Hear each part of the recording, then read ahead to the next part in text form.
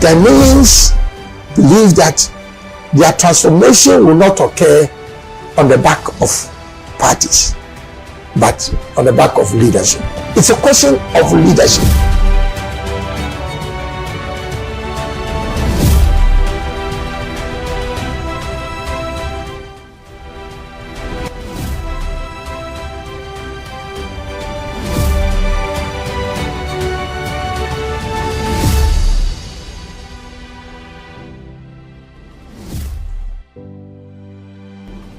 Welcome to another edition of Alan Speaks. My name is Kwame Owusu Danso. Today we are going to be touching on two of the very critical sectors of the economy, and we're going to be touching on education and on sports. You know, education is the bedrock and the foundation of everything that we do as a nation, and I'm excited because I've read the policy and I think it's a very brilliant policy. But who am I? I can only present the policies to you. The best person to explain to us what is inherent in the policy is the man himself, Honorable Alan Kojo Chemantin. And for those of us who are very close to him, we call him Chief Alan. Welcome to Alan Speaks today. Thank you very much. Let's kickstart the conversation from your campaign. You have started the campaign and you were greeted with merry, and the people were very excited seeing you. I saw pictures of it, and I was very elated that you are starting the journey of becoming possibly the next president of the Republic of Ghana. How does that make you feel when people greeted you with so much excitement? Well, thank you very much. I feel very because I've taken a strategic decision that I want to position my campaign at a grassroots level. Okay. For one very obvious reason. I want to be a president who serves the interests of the ordinary Ghanaian. Okay. And I want to be able to do this right from the beginning when I'm campaigning to be elected. Right. And also to get a sense and a feel of what they are looking for. And I'm very much pleased that when I got onto the streets and started engaging with them, you could see the organic eruption and show of love, which frankly, for every politician, that's where you want. See, there's a different thing busing people to events. Well, that serves its purpose in terms of optics. But if you want to get a real feel of what people think about you as a politician, get into the streets, and get a direct feel of the voters. And once you do that, you get to know your smoothness level. Absolutely. Whichever way it is. Yeah, and that was very evident. I mean, when I watched the pictures, I was very elated that you were greeted with so much love and enthusiasm.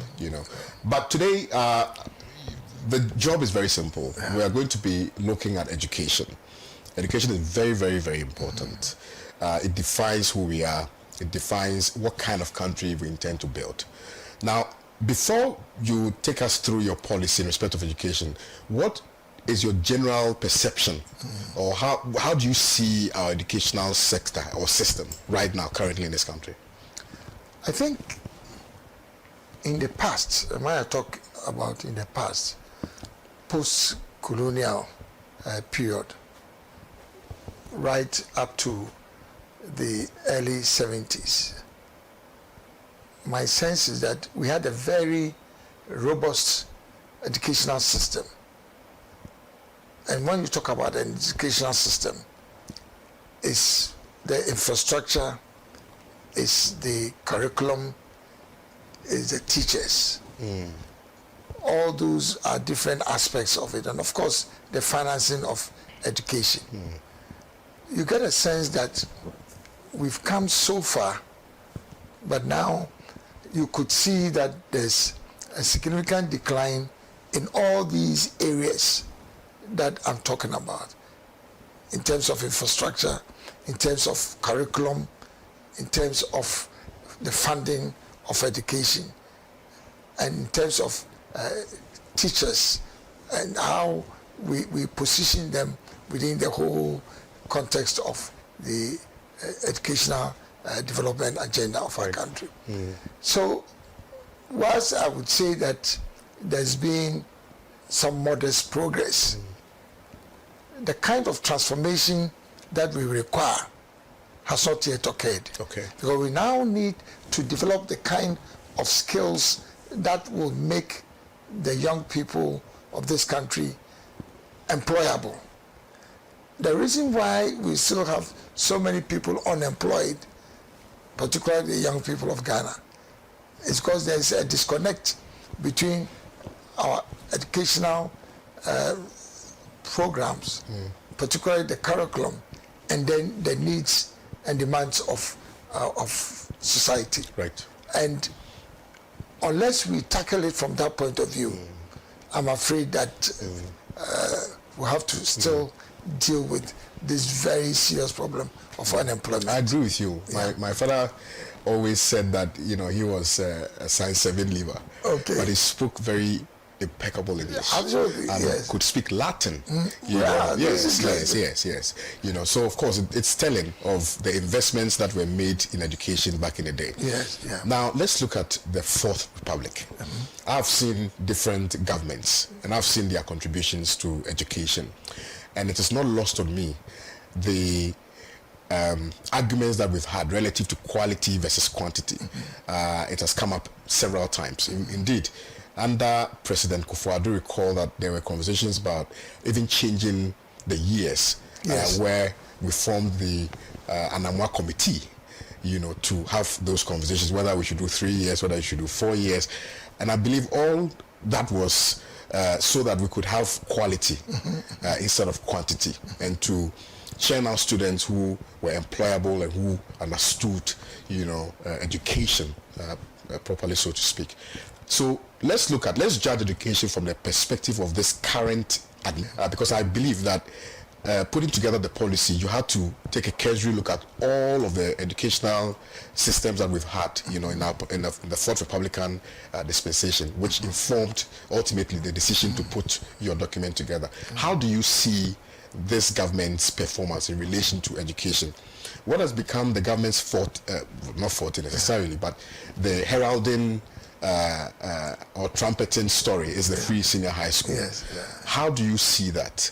And then we will now come to your policy and break it down, because I see that, I noticed that in the policy you have 5 specific pillars that you are going to focus on. So let's look at free senior high school. There were arguments about our inability to implement it properly, and there was also questions about the sustainability of it and the funding of it. Yes. Yeah. So how do you see the free SHS program? Before I get into that, Yes, please. The strategic objective of the GTP, right, in the educational sector, yes, sir, is to equip all young people with the knowledge and skills. So it's not just about the knowledge. The knowledge, okay. Knowledge and skills that will make them employable. All right. Or provide an opportunity for self-employment. So there are 4 key or operative concepts or words here. One is providing them with knowledge, then providing them with skills, because there are 2 different things. It is the skills component of capacity building or education that links you directly to jobs. Unfortunately, that there has not been a structured link between knowledge and skills in our whole educational system. So first is knowledge, second is skills, and then the third is making them employable. Or getting into self-employment. So these are interrelated concepts, and for me, the policy agenda for Ghana must be driven by these 4 critical concepts, and that's what informs all the policy prescriptions. But specifically with the free SHS, my judgment on this is that it's a good policy and it's worth continuing. But if you look at the comment that we've made in the GTP. Right. We are saying that the free SHS policy must be retained, but its application and operationalization must be reviewed. And transformed. Right. And we specifically, and maybe if I read it, it will become so we'll come to that. easier. We'll come to that. Okay. We'll come to that. Yes. Because you made mention of, and now we are delving into the policy proper. You made mention of skill. You made mention of knowledge. You made mention of employability. Yes. Now, you are saying that you are going to build those qualities, if I should say, on certain pedestals. And you're looking at, I think about 5 of them. 5 of them, yes. So you are saying that to be able to achieve the objectives that I've mentioned, you are looking at 5 key areas. And I just want to mention them so that you take me through them individually. Yes. So the first one is education infrastructure. The second one is financing of education. The third one is curriculum development and teaching. The fourth one is human capacity development. The last one is institutional architecture. Let's start with education infrastructure. What do you mean when you say education infrastructure? Well, educational infrastructure is exactly what it is. Yes. So at different levels of the educational trajectory, you have pre-basic education, you have basic education, and you have secondary, and then you have tertiary. Now, when you are looking at education infrastructure, you need to look at it from that point of view. Okay. What is the full complement of infrastructure along the trajectory? So pre-basic, right from creche and kindergarten, right into basic. So you're looking at the formation period. Yes, formation, because early childhood development is very, very important. Yes. Those are the formative years. And when we discuss governance and mindset change, we talked about it. We realized that is a very important part of the agenda for government going forward. But it starts right from there. Okay. Early childhood development. And so when we look at educational infrastructure, it is at all those levels. Currently, there has not, unfortunately, been a very comprehensive audit of educational infrastructure throughout the country. So relating this to the specific policy proposals, prescriptions. The first prescription, if you go into the GTP, it says undertake a comprehensive assessment of the state of all existing public education infrastructure and facilities across the country. You need a systematic process to be able to identify where you are, where do you want to go, and how do you get there. So you cannot, as a government, start off and just determine that I want to do this without doing this assessment of what is there on the ground now. Because if you go to some of our primary schools, you'll be shocked in terms of infrastructure. Can you believe that we still have schools under trees? I won't be shocked. Yes, we still have schools under. So one of my key objectives is to eliminate schools under trees. So at that level, basic education level, the infrastructure requirements is as important as it is for secondary. So that's what, and you cannot make any informed position or decision on any of these except you undertake an assessment of what is on the ground now. And that leads to the second policy proposal. It says, based on the findings of this assessment exercise, prepare and implement detailed proposals for the renovation, that's 1, rehabilitation 2, retrofitting 3, expansion, completion, or commissioning of the existing infrastructure. You don't start off building new schools.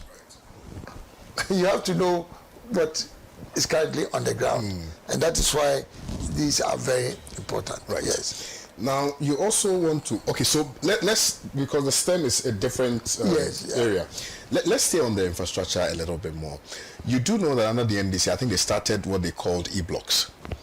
The government, this current administration, failed to continue with that project because they said that those projects were situated in places where it was very remote, from the people, etc.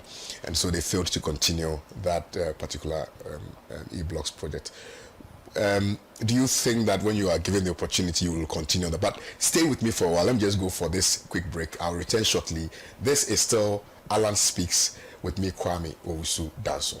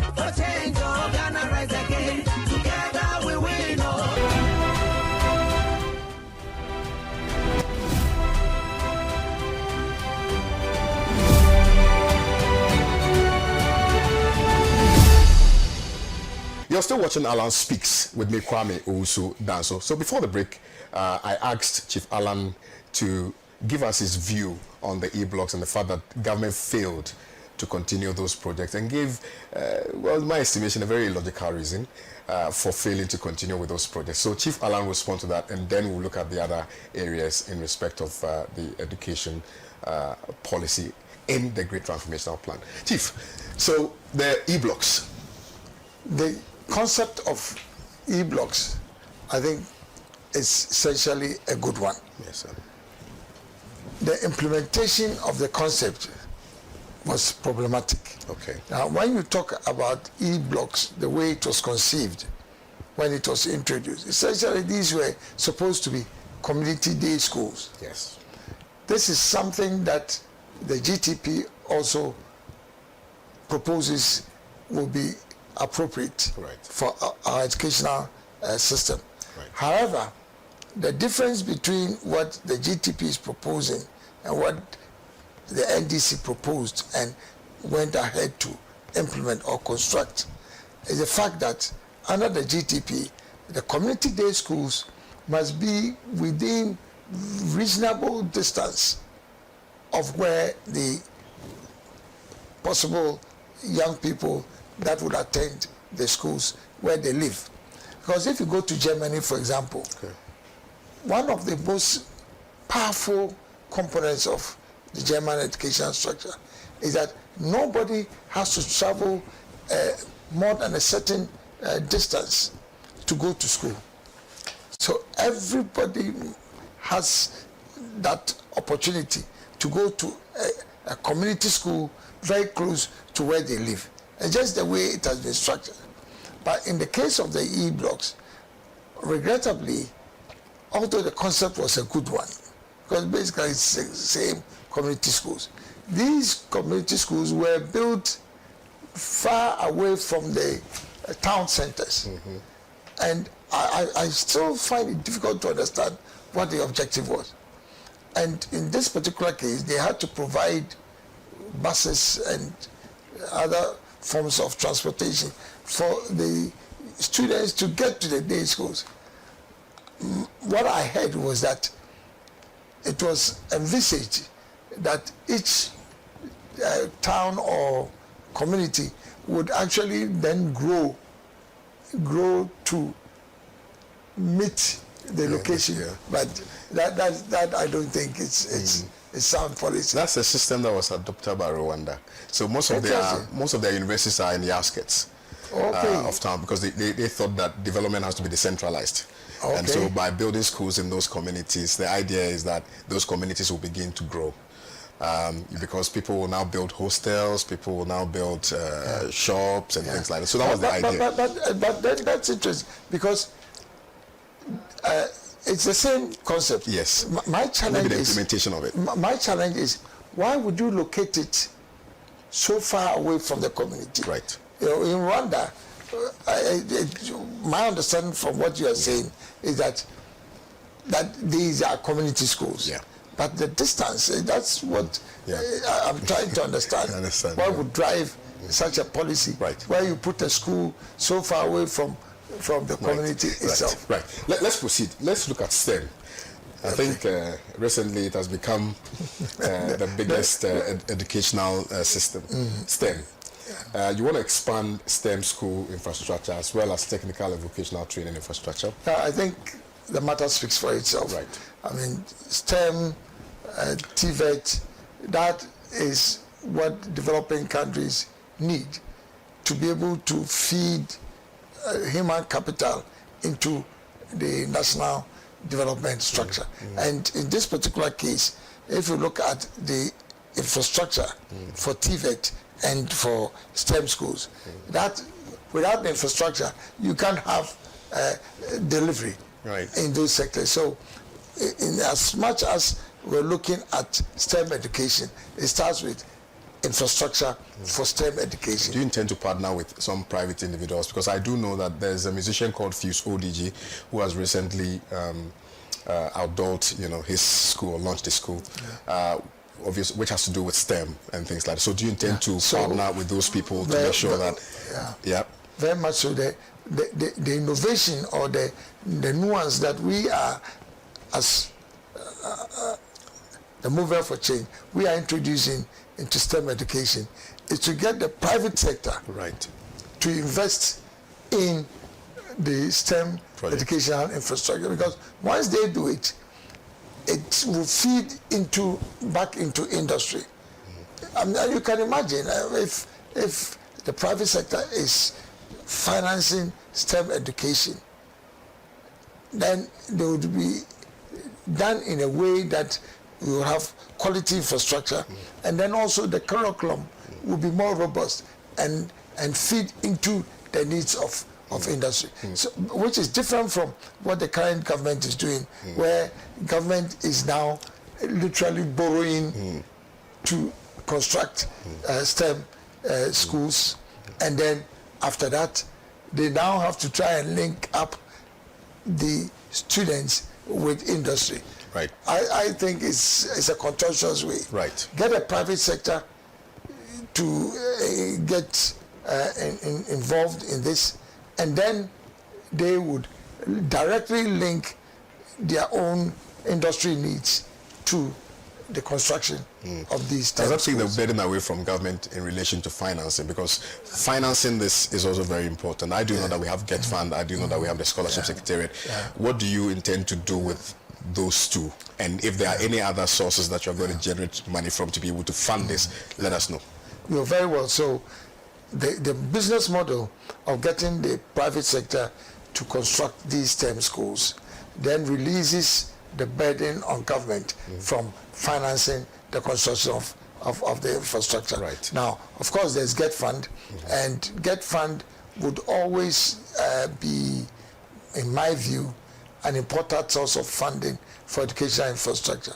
But the strategy under the GTP is to use GETFund now to focus on pre-basic and basic educational infrastructure, because it is unlikely that you can attract the private sector to put in funding or to finance basic and pre-basic infrastructure. Right. You can understand why it will be difficult, but you can get them excited and interested in funding TVET and then tertiary educational infrastructure, including STEM. So the money that comes into the GETFund from the GETFund levy, then we'll focus more on funding infrastructure for basic level and pre-basic. You want to use that to also support the development and maintenance of educational infrastructure? Yes. And facilities. And facilities. Right. Because maintenance has always been a problem. Whether we like it or not, we still have educational infrastructure that have been built over the years. And most of these infrastructure and facilities are in a state of disrepair. And so once you get a private sector excited and interested in providing the funding for certain categories of infrastructure, then the GETFund now becomes available. The money from the GETFund now becomes available not to construct secondary and tertiary, but then basic and pre-basic. That is the re-engineering that would occur under the GTP. So why do you want to create a special window by introducing independent board of trustees? For the purpose of achieving your set goals? Because right now the only inflows into the GETFund is from the GETFund levy. Right. Our view in the GTP is that there are many private sector companies that have an interest in providing funding for social service objectives under their corporate social responsibility activities. So once you are able to mobilize funding from the private sector for corporate social activities, then you need a vehicle that would receive all these private sector funding. And that's what this proposal is about, that in the GETFund, you create two windows. One, receiving government funding through the GETFund levy, and the other window from corporate private sector. So that's the purpose of the private sector window. Now, obviously, the window that deals with the GETFund levy, which is public, which is government, that has an institutional architecture or framework. That's the GETFund organization. They manage that fund. But with the private sector, you also need an independent body that will manage that. That's why you need a board of trustees, because the GETFund organization would still manage that window, but in terms of oversight, because this is private sector financing, you cannot use the same board for public sector GETFund activities to have oversight for the private sector window. That's why we are proposing that you create an independent board of trustees. You know the issues we've had as a country with boards and trusts. You know, I set you an example, COVID-19 fund that was created. Till today, we've not been able to account for specifically what those monies were used for. How confident should we be that you will ensure that the monies are going to be used for the purposes for which the trust was set up? Well, I think that first it will depend on the people who are responsible for managing the fund, of course the board of trustees, and then also government making sure that you don't interfere in the use of and application of those funds. Remember, the board that was established for the COVID-19 trust fund was literally driven by government decisions. It was government that appointed them. True. In this particular case, the difference and the innovation is that we allow the private sector contributors to appoint their own Oh, I see. That's the difference. Okay. They would appoint, because they are contributing into that fund. So they will appoint their own trustees. And if you read what it says, it's very clear that they will now have the opportunity of selecting those with integrity and the proven track record. Also, that's what the proposal refers to. Okay. You will also provide catalytic working capital funding at subsidized interest rate to support efficient and effective operations and management of privately owned educational institutions, particularly at the pre-basic, basic, and secondary school levels, based on agreed criteria. So far we've been talking about public sector infrastructure, schools. Yes. Now, we believe that whilst that it's important, because you're looking at government support for education, we still believe that government should encourage private sector investments in the educational sector. But if you are going to encourage the private sector to invest in educational infrastructure, then obviously you need to provide some incentives. And government should not look at this as what is the justification. This is a private individual. If he wants to build a school, an SHS school, or why does government want to support? Our view is that in an enterprise economy, you are literally saying that the private sector should take over the burden of government investing in infrastructure. So the best that the government can do is also then to incentivize the private sector by providing fiscal and non-fiscal incentives. That's what this is saying. Let me take you back a little bit in relation to the issue of GETFund and Scholarship Secretariat. Recently, there was an expose that revealed that some persons in government were the ones who were benefiting from GETFund and not necessarily the people who are supposed to benefit from it. How are you going to ensure strict compliance so that the right beneficiaries would be the one to benefit from those two schemes? Well, I'm happy that already one of the policy prescriptions provides a direct answer to that. Okay. It says that review the operations of the GETFund with particular emphasis on auditing the disbursements of funds. Auditing the disbursements of funds, because right now the GETFund is being used to fund so many activities that may not necessarily be relevant for the purposes for which the GETFund was established.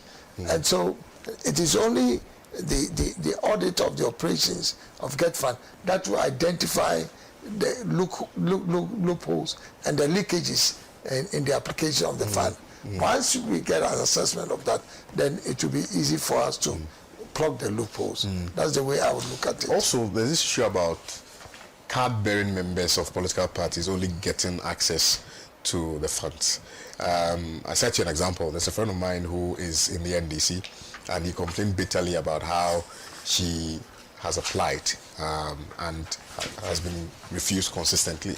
So now she doesn't want to apply anymore. How are you going to ensure there's even an equitable distribution of the scholarship to needy and brilliant students? So what the GTP says is review the operations of the Ghana Scholarship Secretariat, because it's the secretariat that manages the scholarship fund. Now, unless you review the operations, you cannot identify the challenges associated with the systems for deciding who qualifies and who does not qualify. So it says review the operations of the scholarship secretariat and ensure transparency and accountability in its operations. And then it goes further, which is a more direct way of at the office of the president to the Ministry of Education. Because if you have the scholarship secretariat sitting right in the office of the president, then it's more likely that it will be more susceptible to direct control, political control.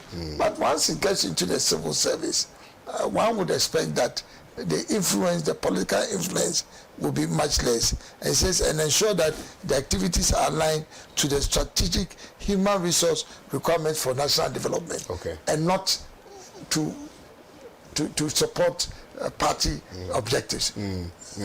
I love it. I love it. You see how it is taken. Yes. It responds directly to. Brilliantly so. Yeah. We spoke about the free SHS. It's one of the things that you've highlighted here. So you've explained now, just skip that. Yes. But for the purposes of those who are just joining us, let me just read the things that you've absolutely mentioned.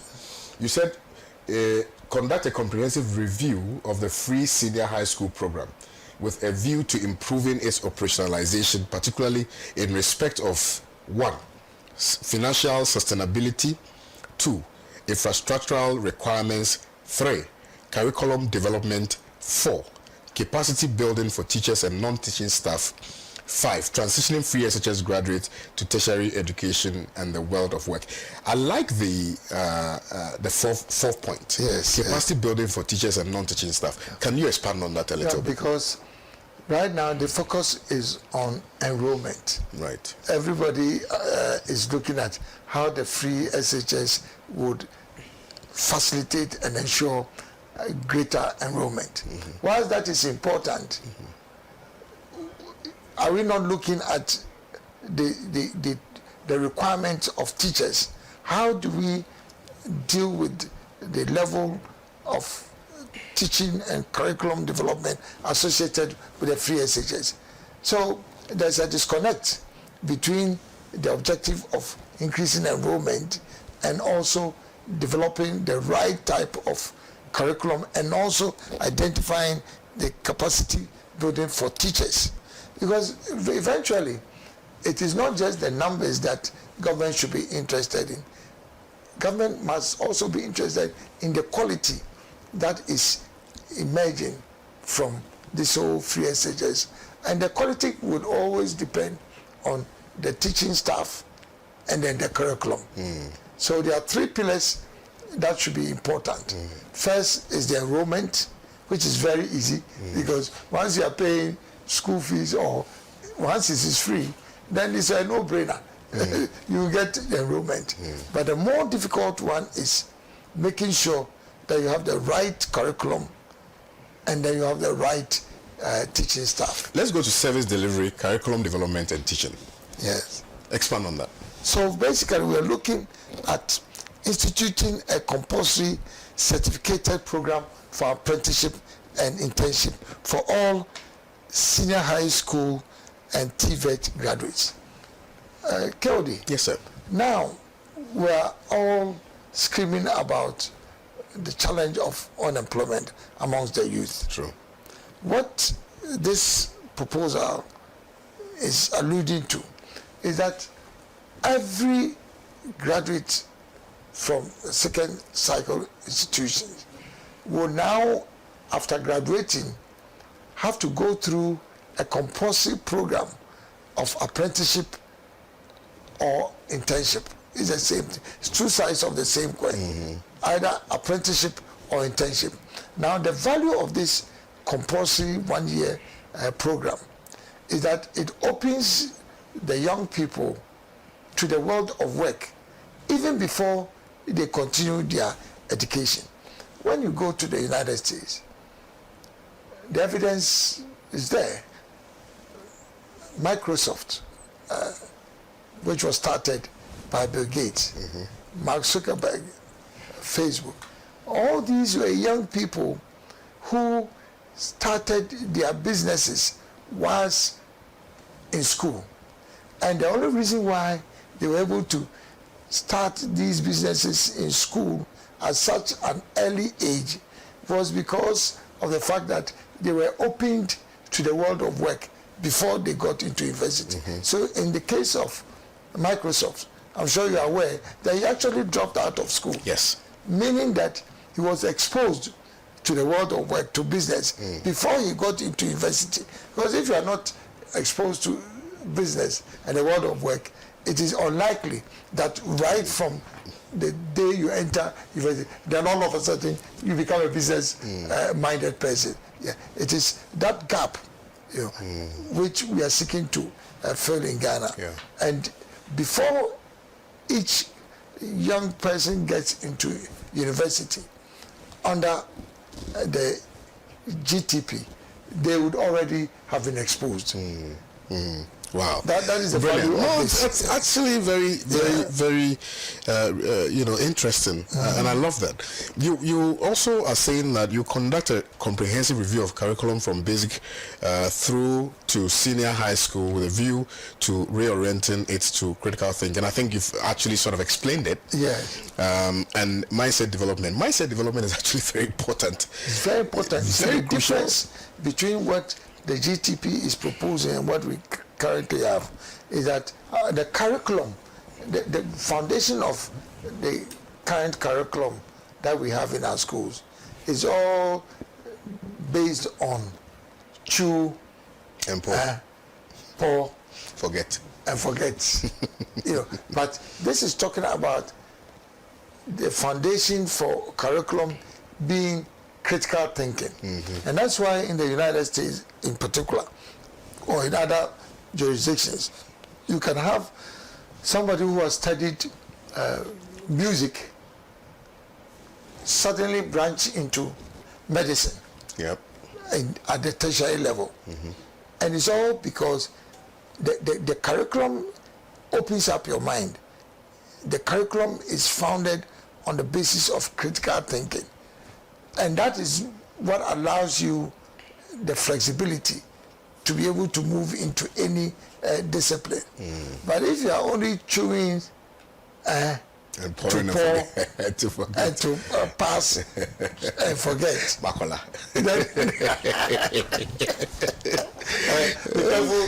the Ghana Bar Association does not take you up on this matter. Dear Lord.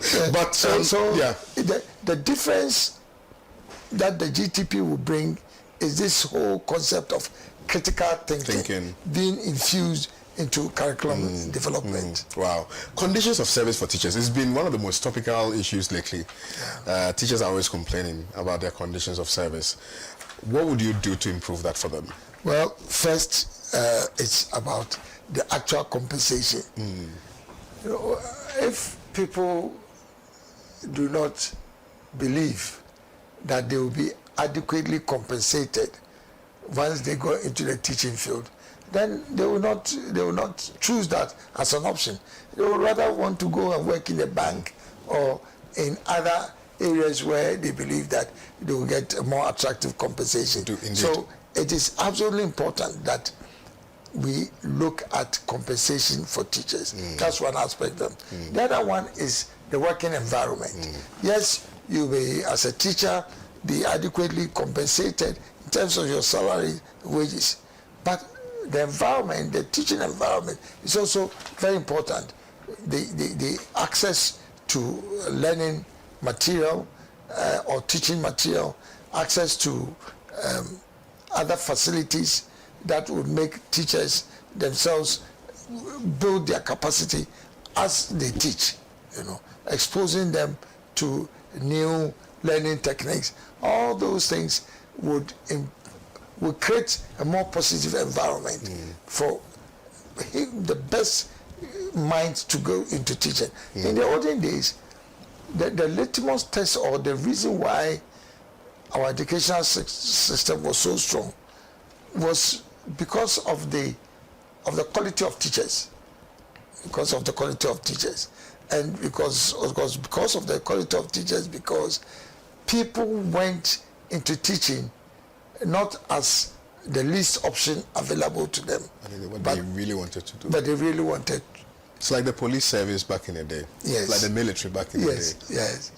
So that's the difference we need to get. Right now, if a young person has the option, the last place they would want to go into is teaching, which is very unfortunate, because then we are not creating the foundation for our children and our young people to get the best I would say, teachers that will bring out the best in them.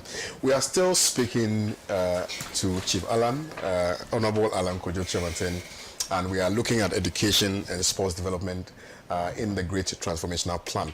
Now, let me remind you that we have been talking about what he introduced earlier in relation to skills, knowledge, and employability, under which we are looking at the 5 pillars.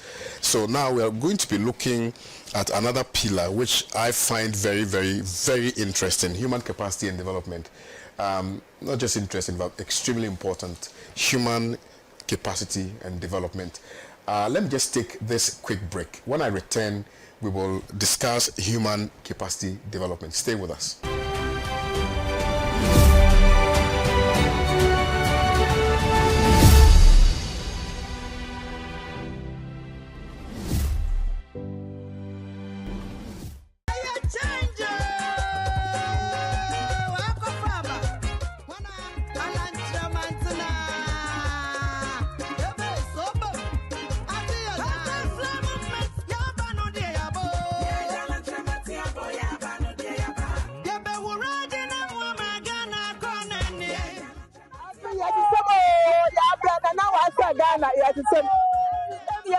Yes, all the way. Yes, they are going.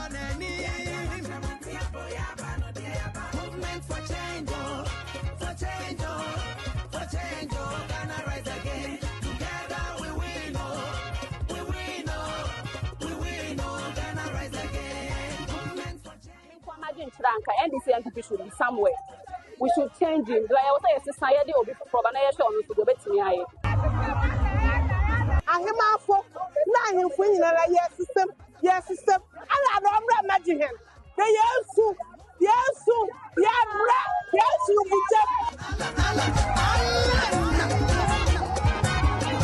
under the great transformation plan.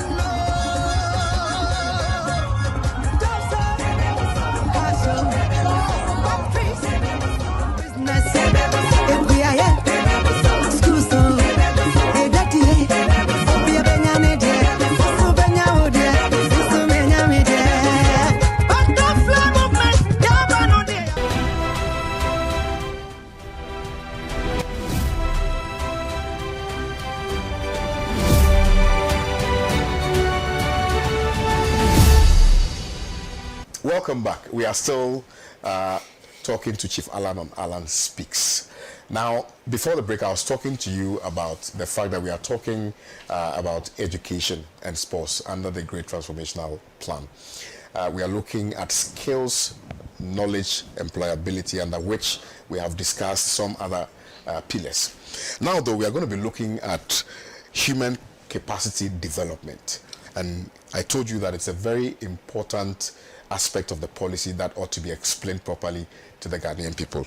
So I will allow for Honorable Alan Chemanten to, first of all, explain to us, what human capacity development is and what you intend and why, in fact, you even included it in your policy. Thank you. Human capacity development has different components. First, as you've already pointed out, is the acquisition of knowledge. And then acquisition of skills, which is applied knowledge. Skills is applied knowledge. Right. Now, it is when you have applied knowledge, which is skills, that leads to employability. So here we are looking at the complete and holistic framework for moving gradually through this continuum of knowledge, skills, and employability. So it says that institutionalize, that's the proposal, policy prescription, institutionalize, and that's the key word. It means that it has to be a structured process. Right. You cannot do an ad hoc or piecemeal project. Institutionalize the link between industry, academia, and educational institutions. So that link between industry, academia, and educational institutions is what reflects this continuum of knowledge, skills, and then employability. Because the employability bit is where industry comes in. I like the connection. Yes, that's where the connection to industry comes in. And he says, reinforcing the importance of apprenticeship, internship, and mentoring. Remember, I was talking about the fact that every SHS graduate under the GTP will now be required to go through a 1-year compulsory skills development which is an internship and apprenticeship program. I remember. Yeah. And if we are now looking at the transition from knowledge to skills to employment, then the link is provided by internship and apprenticeship. So it is right. Yeah, interconnected. Yeah, it's connected. The only way you can move gradually from knowledge to skills to employment is where you have a program of internship and apprenticeship. Wow. Because the apprenticeship and the internship moves you from where you have acquired the knowledge and then the skills, and then you are putting yourself in a position that will make you attractive to, let's say, industry. That's where the apprenticeship and then the yes. So what was the second thing? You want to establish regulations that require all technical professionals to undertake extensive programs in management before placement and into key administrative positions. Yes. I think this one spoke about that, especially in the youth policy. Yes, because the whole idea is that in Ghana right now you have in the public sector individuals who have a technical background, but they work within a certain organizational structure. They want to get to the top of the ladder in their organization. Once you get to the top, you are moving from technical competence to managerial competence. And almost invariably, if you don't prepare those who are now graduating from technical work to managerial work, then you have a problem, because you cannot use native intelligence just to undertake management functions. Technical capacity is important, but once you move to the highest level of executive authority, you need, in addition to the technical competence, you need also management competence. That's if you want to be effective as a top executive in any organization. Right. So what this is saying is that instead of individuals jumping from the technical positions into top level managerial positions, we are saying institute a compulsory program for professional attachment in relevant institutions or organizations for all tertiary students before completion of their academic studies. So right from the beginning,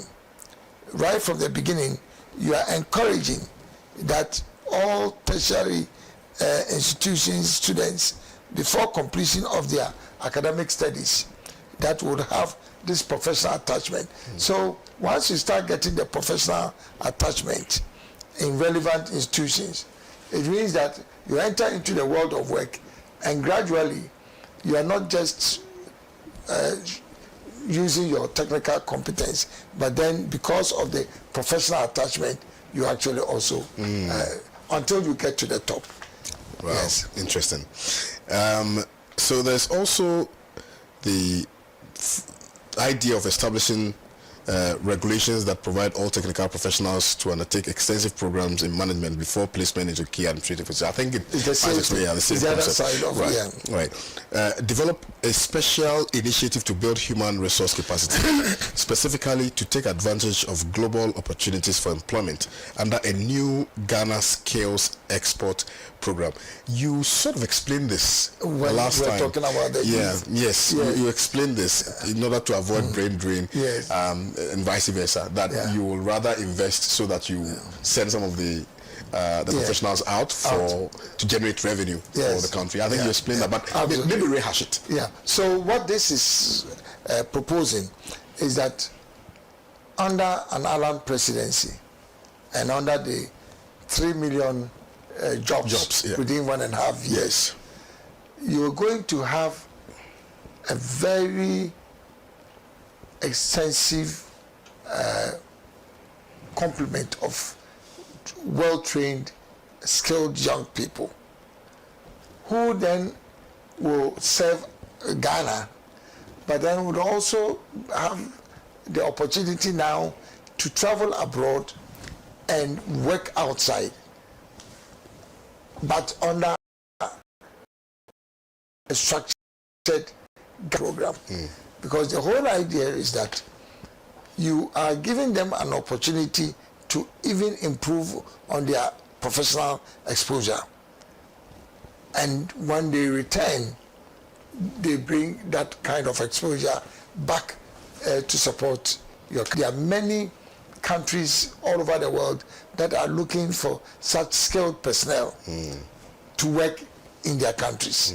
It's a big demand all over the world. And in this case, it means that because we have a very aggressive program now to recruit young people and then put them into the world of work and train them, our view is that for various fields of specialization, you will now have very skilled young people who now can fill even positions in foreign countries, but still managed by a government.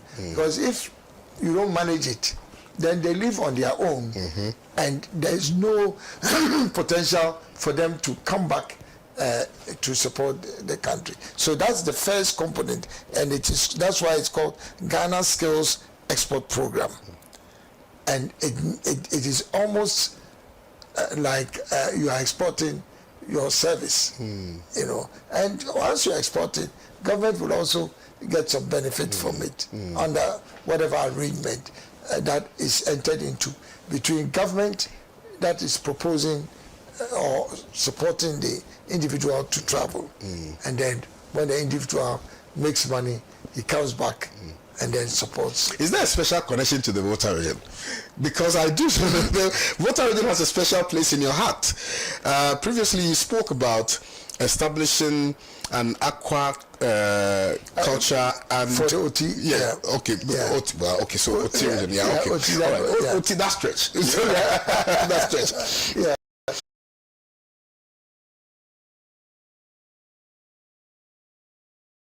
In West Africa. Yeah, you remember? Indeed, you mentioned and it. Would have done the comparative advantage for each region. Now driving that center of excellence. So we had said that for the eastern region, for the Volta region, it will now become the new technical sales development and training hub for the whole of West Africa. You would also recollect when we were discussing our industrial transformation and agricultural revolution program, that there were new strategic anchor industries that are going to be established. Petrochemical, aluminium, iron and steel, or vehicle, automobile assembly. So the skills that are required to develop these new strategic anchor industries, these are major developments in our country that would occur within the next 2 to 3 years if Alan becomes president. Then it means that we need to grow the human resource capacity to feed into these new strategic industries. And you cannot leave it to chance. It's not going to happen automatically. Government has to have a program where they are building the capacity of young people to feed into these new sectors and new industries. And we want the Volta region now become the center of the development of these technical skills. So it is a deliberate, intentional program to use a particular region, in this case Volta region, to become the hub for technical skills development. It doesn't mean that you will not have technical schools or institutions in other regions. But this one is a deliberate effort by government to create a center of excellence in the Volta region. Just as we've designated one of the other regions to Eastern region to become the research and innovation. And then Greater Accra for financial service. I remember I remember everything. Yes, and then another region as a food basket. The food basket. Yeah, I remember. And then Central region will become the tourism hub. Yeah, I remember. And then Ashanti region will become the new industrial. I remember. So that's why the Volta region comes into play.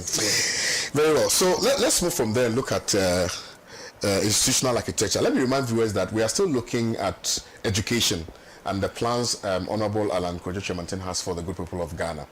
And he spoke initially about skills, knowledge, employability. He's found a way of marrying them. And he's telling you the things that he will do by highlighting on specific pillars relative to the things that I've mentioned. Now we are going to be looking at another aspect of it, which also is very crucial, institutional architecture. And so he wants to review and rationalize the mandates of all public institutions and agencies in the educational sector and consolidate those with overlapping functions. Cite us examples and explain to us. So, for example, you have as is provided for in the GTP. All right. You have the Ghana Education Service. You have the National Accreditation Board. You have the National Schools Inspectorate Authority. You have Ghana National Council of Private Schools. And many other institutions in the educational sector, which in reducing government expenditure. Indeed. When we're looking at the macro economy, we looked at the energy sector, and we talked about so many agencies and departments in the energy sector. Marry all of them, consolidate all of them. So consolidate so that you can rationalize, and also by doing so have some savings, very significant savings. The same thing with the educational sector. Yes. So we want to look at what the role of the mandate of GES, the National Accreditation Board, the council seat. You know, there's a TVET council. TVET council. You have NVTI. You have all kinds of agencies, all seemingly doing the same thing. So we want to be able to review the mandates of all these institutions and consolidate those that have overlapping mandates. What that would do is it would improve efficiency, but it also bring major savings in cost, and that would improve overall performance in the educational sector. Let's go to the most controversial and contentious sector, which is sports development and management. You know all the issues which have bedeviled that sector. What are you going to do differently to restore the confidence that people had in sports, particularly in Ghana? Because you do know that it is the soul and the heart of the nation. It is one of the areas or one of the activities that brings all of us together, whether you are Movement for Change, whether you are NDC, MPP, brings all of us together. It is the only time where we do not ask where you are from, or we do not ask what food you like. We do not ask which region or what's your ethnic background, etc. We all support it in unity and in love. And so if we were to develop that sector very well, perhaps that will be, an enabler in ensuring that there's some unity built so that you can have your peace of mind to implement all these fantastic policies that you are talking about. How do we ensure effective sports delivery in this country? So first is about the institutions of government that have been established to support sports, the development of sports. is very important, because that really is where you start from. What is the institutional architecture for the development of sports? And then you realize, you start looking at them. So you have the Ministry of Sports, you have the National Sports Council, and you have various other institutions, National Sports Authority. Then you come to the various disciplines. You have Ghana Boxing Authority, you have Ghana Football Authority, Ghana Amputees. Yes, all those institutions that constitute the infrastructure for the delivery of sports now becomes the subject of a comprehensive review, because that's where it starts from. That is, remember, this is how is government positioning itself to develop sports, and they are doing sports development through these institutions. So the starting point is for us to look at this institutional architecture, and you realize that many of these institutions are either under-resourced or they are not positioned well in terms of their mandate to be able to deliver the outcomes that is expected from them. So that's why we are looking at the institutional architecture in the sports sector. That's the first thing. Then the next thing normally to look at is infrastructure. You may have all the institutions, but if you don't have the right sports infrastructure, then obviously you can have positive outcomes. So we want also to look at sports infrastructure existing, because it's only from where you stand that you can determine where you want to go and how you get there. And once you do this audit, it will become very clear that there's a major problem, a deficit in sports infrastructure. I mean, look at even the football discipline, the quality of stadia that we have, training grounds. Even for football, that I would say has had the benefit of the largest contribution from government. If you look at sports infrastructure, football, it's nothing to write home about. So if you look at lesser disciplines and look at the infrastructure that is associated with them, then it becomes more worrying. And that explains why we've never had the opportunity of developing talent in these other disciplines. Ghanaians by nature love football, but if you're looking at the other disciplines, we could probably do much better than we are even doing in football. Look at boxing. Again, you look at the infrastructure, gyms and other associated facilities, completely, I mean, non-existent. So you can move from that to all the other disciplines, swimming, and so for me, that is the starting point. That's the starting point. It's the institutional architecture, it is the infrastructure, then it is the financing of sports. So consistent with the general underlying philosophy underpinning the movement for change, which is running an enterprise economy, it means that government now has to incentivize the private sector to be the main vehicle for investing in sports infrastructure and facilities, because government would never have the resources and ought not to be the one that is financing sports infrastructure. There's a lot of money in sports, as you know. So if you give the private sector the right incentives, they will put their money in the infrastructure in different disciplines, not just football.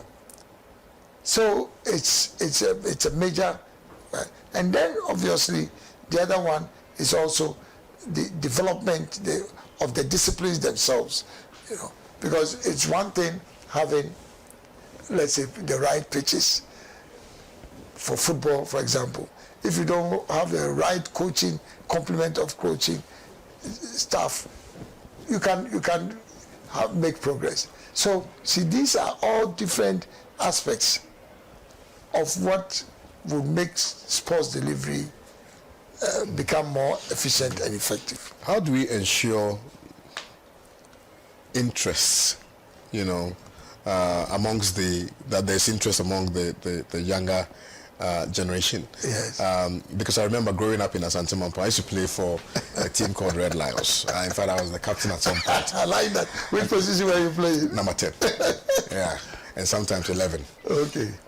So, football was a part of us. Yes. At a very young age. And at the time, I do recall that almost all my friends were very interested in football, It was very exciting to watch that in the Zongo community. I used to live in Mayanka, in Asante Mampo, in the Zongo communities. Yeah, you'd have, Mayanka had Red Lions, and then Tadiem also had another team. All the new sites, all those other places had their teams. So we would meet, and then we'll play. It was very interesting. It was very exciting, I even thought I was going to be a footballer anyway. Interesting. Yeah. Yes. So how... So this was like at an early age? Very early. I think it was maybe 10, 11. Very good. Around that time. Very. Okay. Later some of my mates went on to play for Ashanti Goldfields. Okay. Yeah, so the Kumoti, all those guys. I remember. I'm sure you are giving them a shout and they'll be very happy. They went on to play for Ashanti Goldfields and things like that. So, how do we bring back that interest and excitement? Because right now a lot of the young people, yes, though interested, but they don't have the zeal and enthusiasm anymore. Yes. I don't know what the reason is, but that kind of edge, that kind of zeal, that kind of enthusiasm, have been depleted. And how are you going to ensure that you resuscitate that love for football? A number of areas. Yeah. One, if you read the GTP, it's very specific. It says promote community base. Promote. You see, the GTP has an answer for everything. It says promote community base and grassroots sports development, which is what you are doing across the country to identify talents. So it has everything in there. Community based, grassroots sports development, and across the country, because if you are just doing it in one or two communities, you cannot get the benefit of what potentially is there out there in the communities. So across the country, and it says to identify talents. So that must be the strategic objective. It's not just recreational, but also to identify talents. Yes, the recreation is part of it, but it's talent identification and development. So if that is an objective of, let's say, government, in this case, an Alan government, then you can immediately realize how all of a sudden, all over the country, it will be not just, in this case, football, but it will be hockey, it will be table tennis, cycling. it will be tennis, it will be cycling, it will be swimming, So it is not complicated. First, you need to have the vision, and then the political will, and then the policy architecture to support the development of these various disciplines.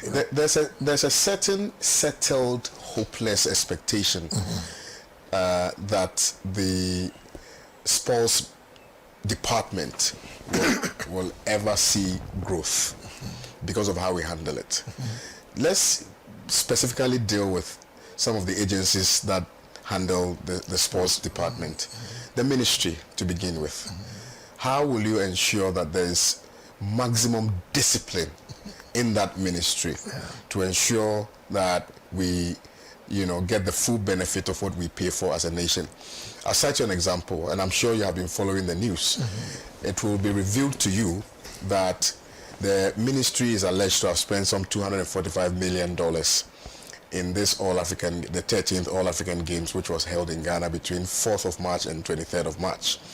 And out of which we are being told that $15 million was spent on food, $4.5 million on accreditation, $3.6 million given to the state broadcaster GBC for the purposes of broadcasting and some technical support, we are being told. I'm sure in the coming days, a lot of figures will be bandied about. Now, it comes down to the ministry and how they handle expenditure. And this is not a novelty. I think in the past, we've also experienced these things where we had to fly money to, I think, Brazil to pay the Black Stars and things like that, that we bought coconut for $100 and all of these things. We have the Australian visa scandal. All of these things come to the ministry. How will you ensure discipline, proper discipline in that ministry? Well, it's very, very simple. We have to get the right people in the right places within the ministry, not only in terms of political appointments, but in terms of the civil service and public sector structure.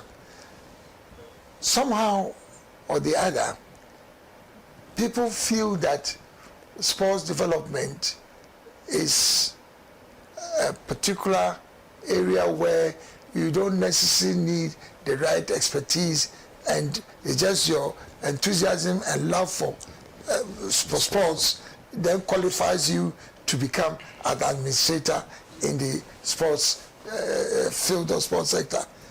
That is where the challenge is, and then also just appointing people into the sports institutional architecture without identifying the value that they can bring into it. So if you go to the more matured economies, you find that maybe somebody who has had many years of experience either as an athlete or a sports person or has been in sports administration then becomes one of the people who is put in charge of a particular section of the sports sector. So then they understand the industry.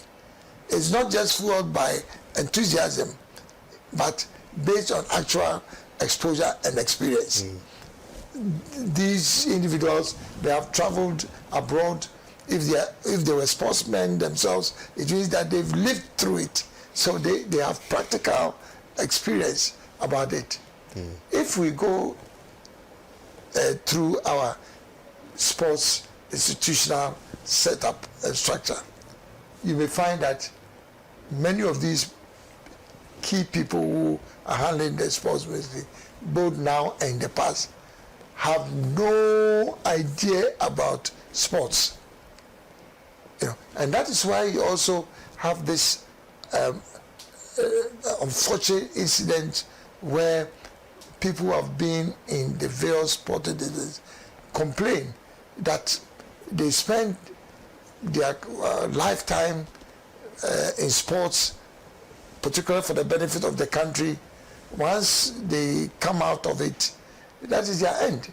Whether it's in football, boxing, and it's a very sorry and sad situation.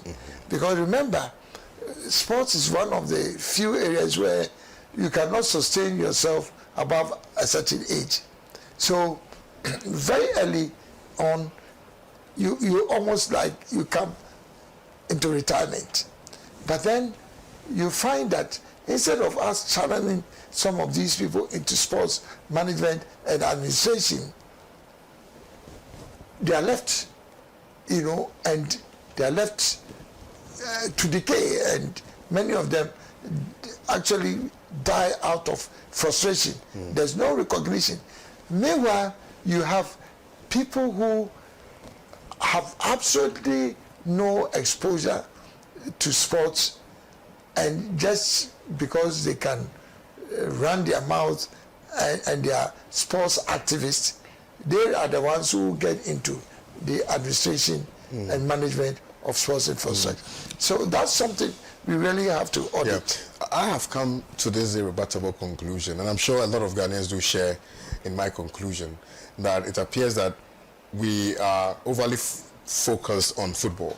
Yes, As opposed to other disciplines, and that has become a major subject matter of debate. Yeah. That most Ghanaians are saying that it is not only football that we can invest in. Unfortunately, that has been the trajectory, that we spend so much on football. Even the football, we spend so much on Ghana Black Stars, to the detriment or to the neglect, really, of the other teams, national teams. Yeah. So the women's team, the Black Satellites, Black Meteors, and Black Bombers and all of that. We don't spend on them as much as we spend on the Black Stars. How will you ensure that there's some equitable distribution of the resources so that all the other disciplines will be developed? And I'm not just limited it to football, because we have the Ghana amputee team. Recently they complained that their allowances were not paid.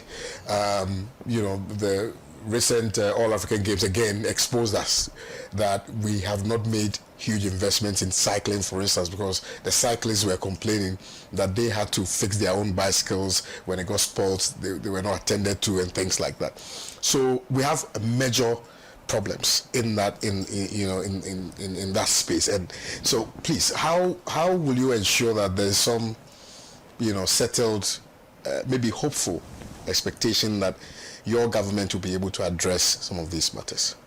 The first thing is to make sure that you develop sports as a business. You see, because there's a lot of money in sports, and it is the national orientation towards sports that will determine the success or failure of sports in any country.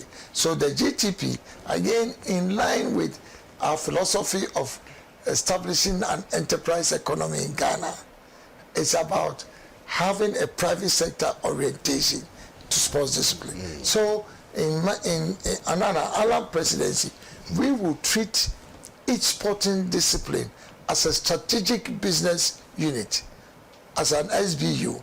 In the corporate world, that's the way you develop businesses.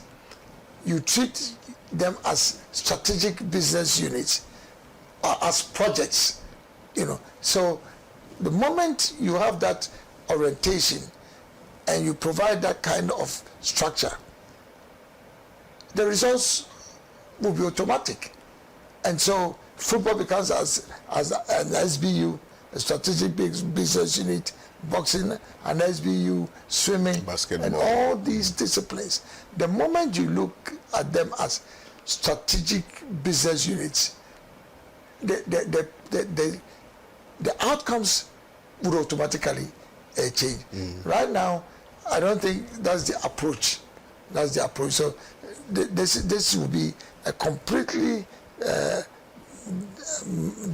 different architecture for sports. I've been involved in sports in different ways. I see. Yes, I used to be one of the directors of Cornerstones. Oh, Cornerstones. Cornerstones this was in the 80s. I see. In the 80s. The unfortunate thing is that anytime that people ask, what team do you support? And you say, Cornerstones, I used to be a director of Cornerstones.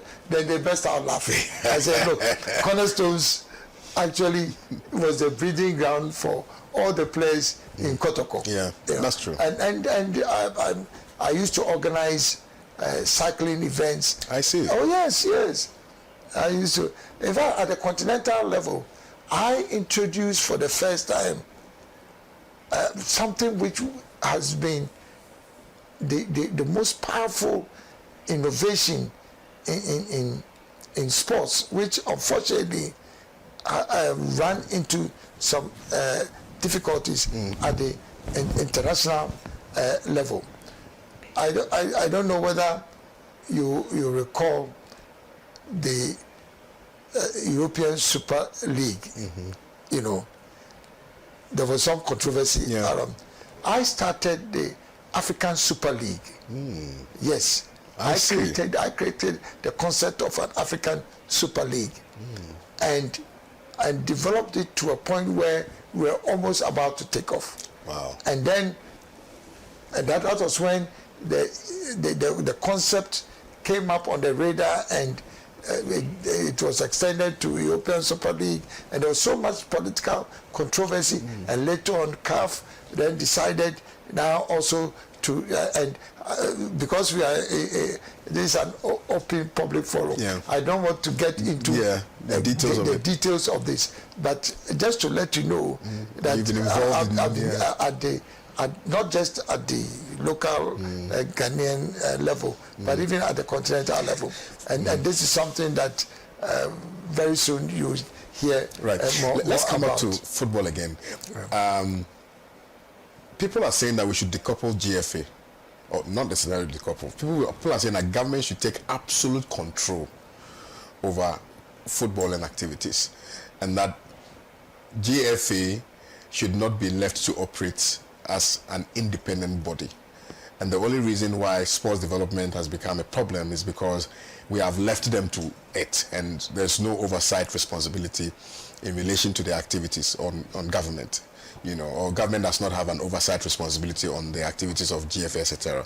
Do you think that government should play a major role, active role, in the operations and the management of GFA?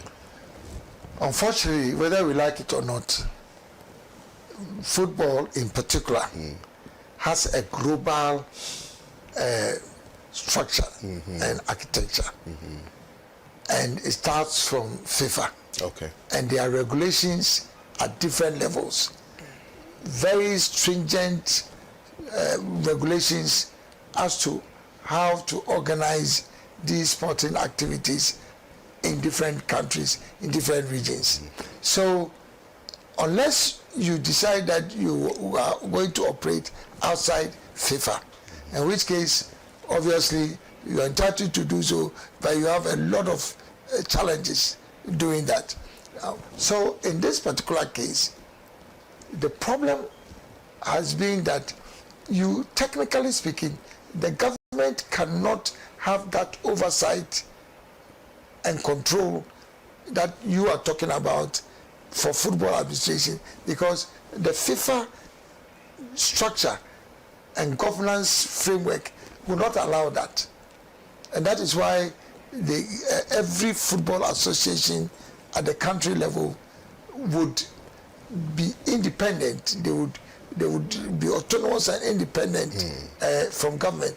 The relationship between the government and the football authorities are all clearly defined. And remember, FIFA is the global governing body for football, and different countries sign on to be part of this, whether it is the football administrations or the referees or the coaches. All that is governed, you know, as a global entity. So it's not that easy to work outside. Let's come back to local sports, and we'll end on that. Okay. I used to support, and I still do support, Asante Kotoko. Ukuma Pema Apembeba. My father, when he was alive, was supporting Accra House of Folk. So, you know, it was very interesting. But, you know, how do we ensure that there's some exuberation again brought back into these local teams, you know, Kumasi Asante Kotoko, Great Olympics, King Faisal, House of Folk, now we have the Lagos Cities, and all of that. It's you know, there was some excitement back in the day when Kumasi and, Asante Kotoko and Accra House of Folk were playing, the stadium was full, you know, there was so much excitement. Now nobody really wants to watch, you know, the local teams play. First of all, what do you think is the problem? And then how do you intend to solve the problem? The problem, I believe, is fundamentally, it's like a symptom of a deeper problem in Ghana. Everything else is deep-rooted. It's deep-rooted, you know. Number one Is it the management of it? is the management of it, Okay. and also the financial underpinnings of it's all, football is a big business. And look, if you don't invest money into local football administration, into the league, that excitement will not occur, because it is about the survival of the local clubs. I mean, many of these local clubs are sponsored by individuals and entrepreneurs who will struggle to even make ends meet, trying to cover their costs in terms of paying the players bonuses for, and even the amount of money that is required to move them around. It's just that there's not enough money coming into. So what would you do? Into football. So what I would do is exactly the architecture that I was developing at the African Super League level. Okay. That the quality of players is what would bring excitement into the game. And if you have high quality,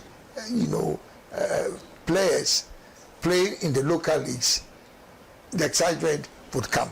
And that was what you found in the olden days. Absolutely. When that was Kofi, Baba Yara, and all these people. So it is when you do all the things that the GTP is proposing, first identifying local talents from the grassroots level and building their capacity. Number two, developing or establishing sports academies. Because when you establish sports academies, you start nurturing young talents. And this is all private sector that can put in the money and develop the facilities. Of course, with incentives from government. Right. So it's about grassroots community sports development. It's about building first-class sports academies to train them. It's about building also the training and coaching capability, because your talent may be raw, but you need to have people who understand what football is, and then they bring them up.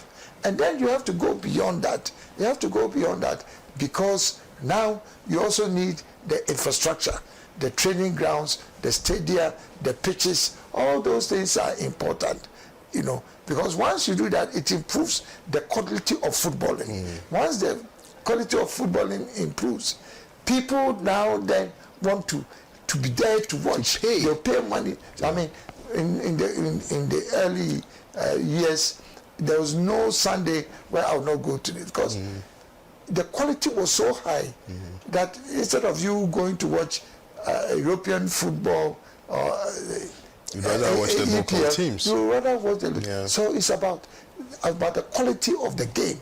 But this will not happen over. It will not happen by chance. It has to go through a structured, well-planned program, which is what the GTP is talking about. And then once it gets to that level, then the marketing, this television rights and things like that, that is another component of this. This is the marketing of the league itself. EPL and all these, they are big, not just because of the quality of players.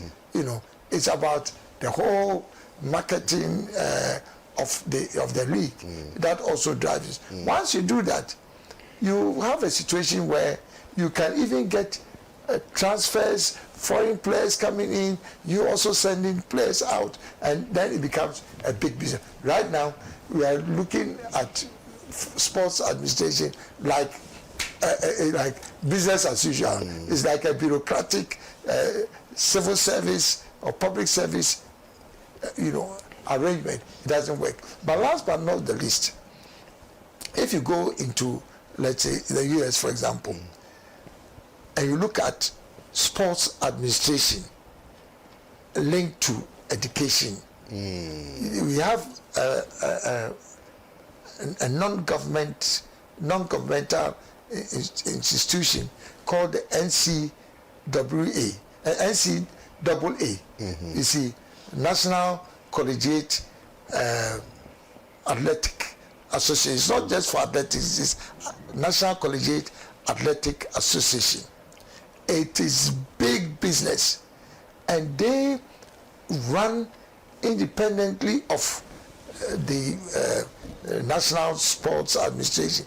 They run college level Athletics. sports, not just athletics. Okay, sports in general. Yeah, college level sports in all the disciplines, from basketball to baseball to soccer, American football, to all these major disciplines, and it's very, very competitive. So that is why when you go to the United States, you see the NCAA is as powerful as any organization, but this is purely private. It's not controlled by government, but it is linked with the educational institutions, and that's